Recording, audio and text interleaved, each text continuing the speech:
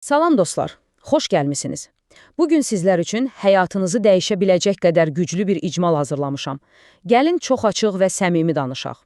Hər səhər zəngili saatın o qıcıqlandırıcı səsinə oyanmaq, ailənin yükünü çiyinlərdə hiss edərək o yorucu tıxaclardan keçmək və axşam 6-ya kimi eyni ofisdə, eyni rutində ilişib qalmaq hissi çoxunuza yaman tanış gəlir, elə deyilmi? Özünüzü o məşhur 9-dan 6-ya qəfəsində sıxışmış hiss edirsiniz. Ailənizə, uşaqlara kifayət qədər vaxt ayıra bilmirsiniz, hobbilər ümumiyyətlə yaddan çıxıb, ən pisi isə özünüzə ayıracaq bircə saatınız belə yoxdur. Avtomobil krediti bir yandan, ev xərcləri digər yandan adamı boğur. Bəs bu sonsuz fırlanan çarxdan həmişəlik xilas olmağın, yaxa qurtarmağın real bir yolu varmı? Mütləq var. Bugün biz Robert Kiyosakinin və digər maliyyə dahilərinin sınanmış prinsiplərinə əsaslanaraq o sıxıcı qəfəsdən necə qurtulacağımızı addım-addım incələyəcəyik. Bəli, bu mövzu çoxumuzun yaralı yeridir, ona görə də fikriniz ancaq məndə olsun, başladıq. Elə isə düz əsas məsələyə keçək və çox vacib, biraz da adamı düşünməyə vadar edən bir sualla başlayaq. Doğrudan da siz pul üçün işləyirsiniz, yoxsa pul sizin üçün işləyir? Baxın, sadə səslənə bilər, amma inanın mənə, bu sualın cavabı sizin bütün maliyyə gələcəyinizi və ailənizin rifahını həll edir. İndi sizdən bir xahişim var. Bu icmalı bircə saniyəlik dayandırın və heç kimdən çəkinmədən aşağıda rəylər bölməsinə ən səmimi cavabınızı yazın. Bu kiçik etiraf özünüzlə üzləşməyiniz üçün əla bir addım olacaq. Həm də sir deyil ki, YouTube alqoritmasını da biraz hərəkətə gətirmiş olarıq. Özünüzə qarşı dürüst olub rəyinizi yazdınızsa, davam edirik. Yaxşı, gəlin indi bu məsələnin biraz dərinliyinə gedək. Dünyanın ən böyük investorlarından olan Warren Buffett'i hamımız tanıyırıq. Heç düşünmüsünüz, o niyə bu qədər fərqlidir? Niyə digərlərindən daha uğurludur? Buffett deyir ki, bilik də eyni ilə mürəkkəb faiz kimi toplanır və zamanla böyüyür. Bilirsiniz o gününün 80%-ni nəyə sərf edir? Oxumağa, araşdırmağa.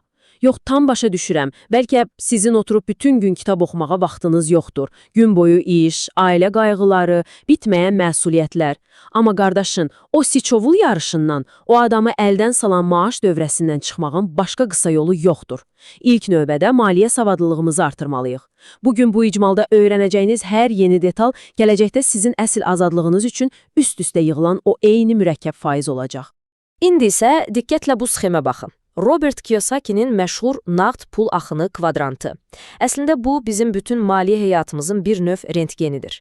E, S, B və I. Bu 4 hərf sadəcə əlifba deyil dostlar. Bu insanların pulu necə qazandığını göstərən qüsursuz bir sistemdir. Bir düşünün, dünyada qanuni yolla pul qazanan hər bir adam bu 4 yerdən ən azı birindədir. İstəyirsən sadə bir fəhli ol, istəyirsən holding rəhbəri ya da öz balaca dükanını işlədən bir usta, qazanc mənbəyin mütləq bu 4 hərfdən birinin altındadır.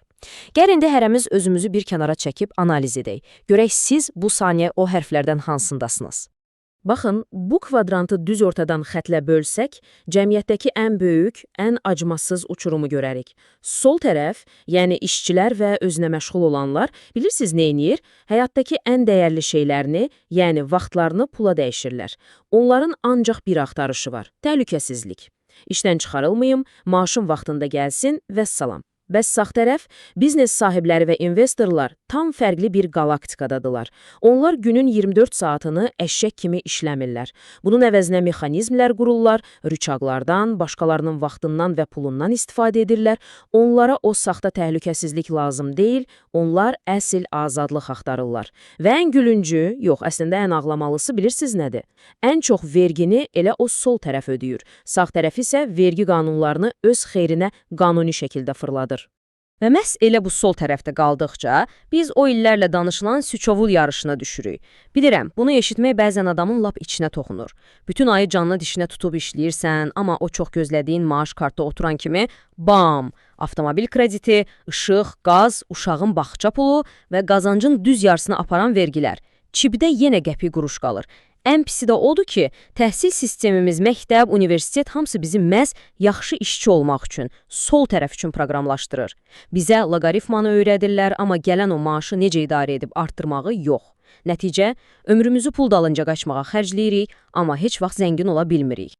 Və bu qrafik bizə tam olaraq vəziyyəti izah edir. Soldan sağ tərəfə keçmək elə də asan deyil. Bu sadəcə gedib başqa ofisdə iş tapmaq demək deyil axı. Bu, adamın beynində gedən böyük bir psixoloji savaşdır.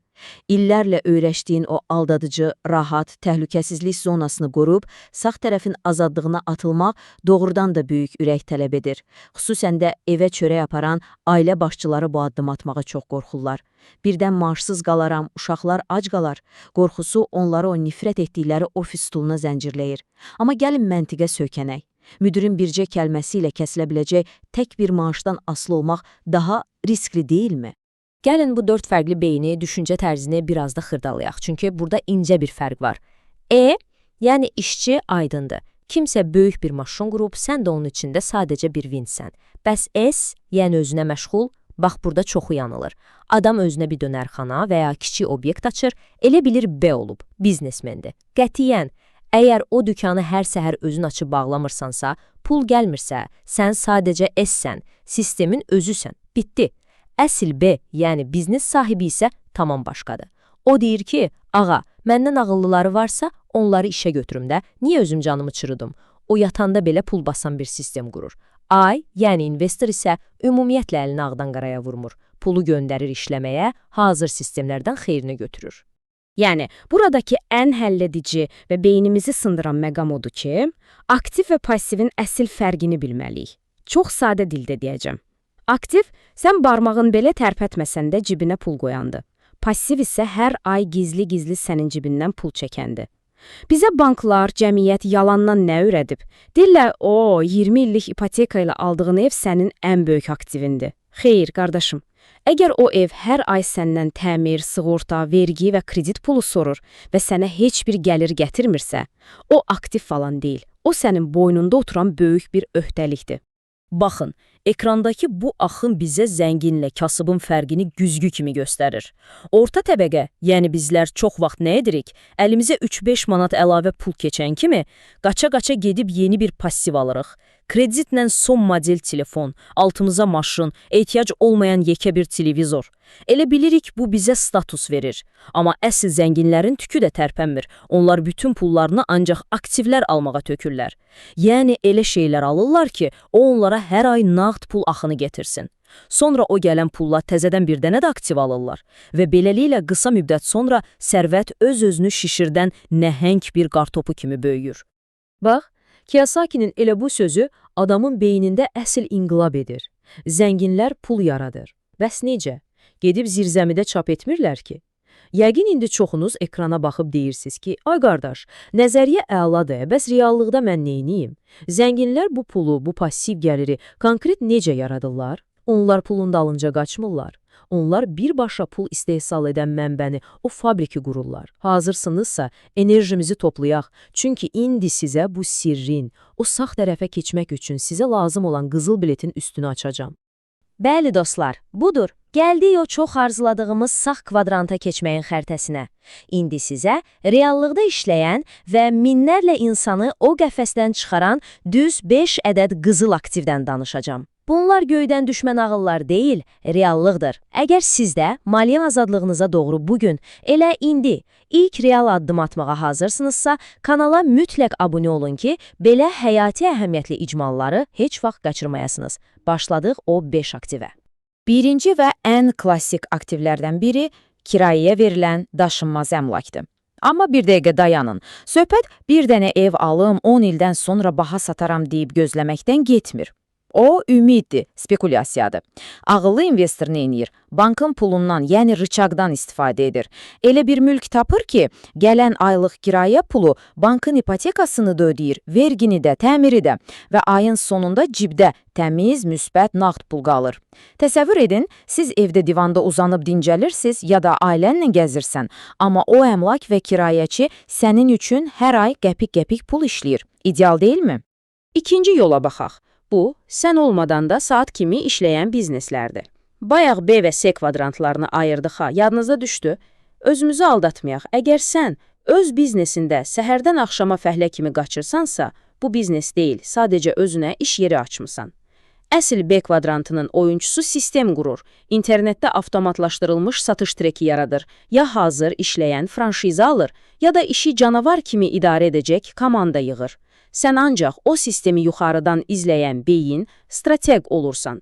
Bir sözlə, əgər biznesin sən bir ay tətildə olanda çökmürsə, təbriklər, sən əsl biznes sahibisən. Üçüncü aktiv növümüz kağız aktivlərdir, yəni dividend gətirən səhmlər və ETF-lər. Gəlin razılaşaq ki, bizdə çox adam birjaya elə bir kazino kimi baxır. Ucuz alım, baha satım, bir gecədə varlanım. Bu sadəcə hər gün qrafiklərə baxıb stres keçirməkdir, fəhləlikdir. Ağıllı adam isə illərlə stabil işləyən, nəhəng, qlobal şirkətlərin bir parçasına sahib olur. Şirkət işləyir, mal satır, gəlirini də hər rüb dividend adı altında öz səhmdarları ilə paylaşır. Sənin nə işçi dərdin var, nə icarə, nə də vergi yoxlanışı. Sən sadəcə passiv şəkildə hesabına oturan dividend çeklərini qəbul edirsən. İndi isə ən maraqlısına gəlirik, çünki bunun üçün böyük kapital lazım deyil. Söhbət əqli mülkiyyətdən gedir, sənin zəkan və təcrübəndən. Məsələn, sən öz sahəndə uzmansan, oturursan bir dəfə əziyyət çəkib kitab yazırsan, ya da insanların problemini həll edən onlayn video kurs yaradırsan, bəlkə də bir mobil proqram yazırsan. Əziyyət sadəcə bir dəfə çəkilir, amma o məhsul internetdə, platformalarda illərlə satıldıqca hər satışdan sənə qonorar, yəni royalty gəlir. Bu, gənc yaşda öz beynini və əməyini daimi bir qızıl mədənə çevirməyin ən əla yoludur. Və gəldik 5-ci aktivimizə. Burada sən bankın özü olursan. Zarafat etmirəm. Özəl kreditləşməklə sən əlindəki o yığılmış kapitalı başqalarına borc verirsən. Məsələn, kimsə daşınmaz əmlak alqı-satqısı edir, ona təcili pul lazımdır. Sən pulu verirsən, amma boş-boşuna yox. Bunu tam qanuni, notariusla, həmin adamın hər hansı bir mülkünü girov götürərək edirsən ki, heç bir riskin olmasın. Və nəticə, banklar illərdir bizə nə edir? Pulumuzla pul qazanır. İndi isə sən heç bir müştəri ilə, problemlə uğraşmadan sadəcə yatırdığın puldan hər ay sabit faizini alırsan. İndi baxın, bütün bunları necə bir araya gətirib inkişaf etdirəcəyik. Uşaqlıqda yəqin ki, çoxunuz dostlarla Monopoly oynamısınız, düzdürmü? İnanırsınız, Robert Kiyosakinin zənginlik sirri elə o oyunun sadə qaydalarının içindədir. Real həyat da elədir. Gənclərin ən böyük səhvi tələsməkdir. Birdən-birə yekə otellər, lüks maşınlar istəyirlər. Amma qalib gəlmək üçün kiçikdən başlamalısan. Əvvəlcə 4 dənə kiçik, yaşıl ev, yəni ucuz, amma stabil nağd pul gətirən aktivlər alırsan. Səbr edib, oradan gələn pulu yığırsan. Vaxtı çatanda o 4 kiçik aktivi satıb, sənə daha çox pul basacaq nəhəng bir qırmızı otel alırsan. Səbrə güvən, qardaşım, həqiqi sərvət bircə gecəyə yaranmır.